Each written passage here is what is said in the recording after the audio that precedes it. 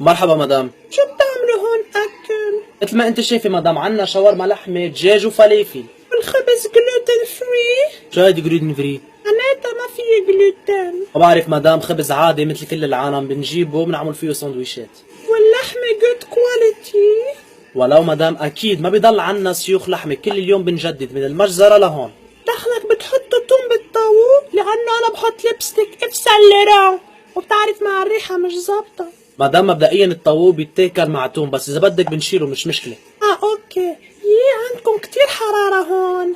ما أكيد في كتير حرارة هون، ما عندك 3 سيوخ لحمة 3 دجاج وفلافل، أكيد رح تطلع حرارة. عم تتسانخ علي؟ اكيد لا مدام، بس مستعجل، ما شفتي كم واحد ناطر وراكي؟ عن جد بلا ذوق. وليه بتحكي كأنه عندك اسهال؟ احترم